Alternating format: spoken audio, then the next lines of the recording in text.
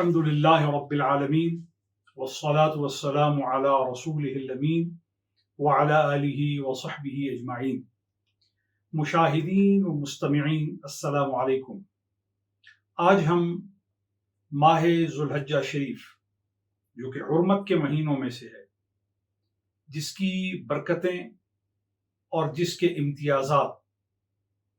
دلائل شرعیہ سے آشکار ہیں، قرآن و سنت اس پر ہمیں متوجہ کرتے ہیں۔ ماہ ذو الحجہ میں 9 ذو الحجہ سے 13 ذو الحجہ تک 5 ایام ایسے ہیں جن کو ایام تشریق سے تعبیر کیا جاتا ہے۔ ہمارے احناف کا جو مفتہ بہا قول ہے وہ بھی یہی ہے کہ ایام تشریق 9 سے 13 ذو الحجہ تک ہیں۔ ان 5 ایام میں فرض نماز کے بعد ہر عاقل بالغ، ہر مرد عورت پر، آزاد پر جو شخص نماز ادا کرنے والا ہے اور طاعت الہی کی لذتیں سنت نبی کریم صلی اللہ علیہ وسلم میں اٹھانے والا ہے، وہ فرض نماز کے بعد ان ایام میں 9 کی فجر سے 13 کی عصر تک فرض نماز کے بعد تکبیرات تشریق کہے گا۔ اللہ اکبر، اللہ اکبر، لا الہ الا اللہ واللہ اکبر، اللہ اکبر وللہ الحمد۔ یاد رہے کہ تکبیرات تشریق کی اصل اور تکبیرات تشریق کے وقت کی تعیین جو ہے وہ صرف یہ دن نہیں ہے کہ 9 کا دن آ گیا تو ہم 9 کے دن کی وجہ سے یا 9 کے دن کے وقت جو فجر کے ساتھ جڑا ہے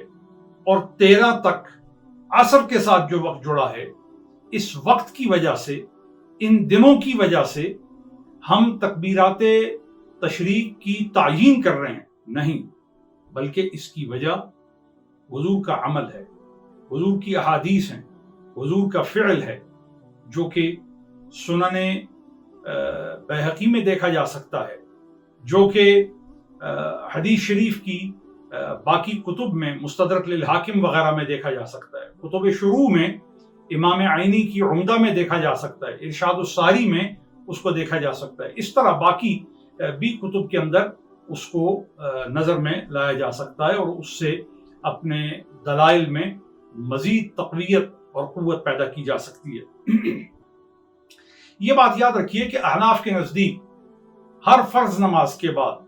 تکبیرات تشریق کا پڑھنا واجب ہے، اور صاحبین کے نزدیک بھی تکبیرات تشریق کا پڑھنا واجب ہے۔ احناف اس کی اہمیت اور اس کی افادیت اجاگر کرتے ہوئے یہی سمجھاتے ہیں کہ جو شخص جماعت کے ساتھ نماز پڑھ رہا ہے، امام صاحب کا قول یہ ہے، اور تنہا جو نماز پڑھ رہا ہے، صاحبین کا قول یہ ہے۔ تو احناف نے صاحبین اور امام صاحب دونوں کے قول پر عمل کرنے کے لیے تنہا نماز پڑھنے والا بھی اور جماعت کے ساتھ نماز پڑھنے والا بھی ان ایام میں جب نماز پڑھے گا تو وہ اپنی فرض نماز کے بعد تکبیرات تشریق کی سعادت اٹھائے گا۔ اللہ اکبر، اللہ اکبر، لا الہ الا اللہ واللہ اکبر، اللہ اکبر وللہ الحمد۔ آپ اگر غور کریں تو نبی کریم صلی اللہ علیہ وآلہ وصحبہ وسلم کا عمل مبارک جو 9 ذو الحجہ سے 13 ذو الحجہ شریف تک فرض نماز کے بعد ان تکبیرات کے ادا کرنے کے معمول کو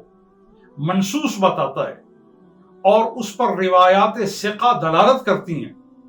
جن کو دارقطنی نے اپنی سنن میں نقل کیا ہے، جن کو امام حاکم نے اپنی مستدرک میں نقل کیا ہے، امام بیہقی بھی اس کو اپنی سنن میں لے کے آتے ہیں، اور جیسا کہ پہلے میں نے گزارش کی کتب شروع کے اندر بھی، جیسے کہ فقی محدث امام بدر الدین عینی جو ہیں انہوں نے بھی اس کو اپنی عمدہ کے اندر نقل کیا ہے، اور اسی طرح تبیین الحقائق وغیرہ میں بھی دیکھا جا سکتا ہے۔ تو اس سے یہ ثابت ہوتا ہے، سیدنا علی اور مرتضیٰ سے روایت ہے اور سیدنا عمار ابن یاسر رضی اللہ تعالی عنہ سے یہ روایت ہے،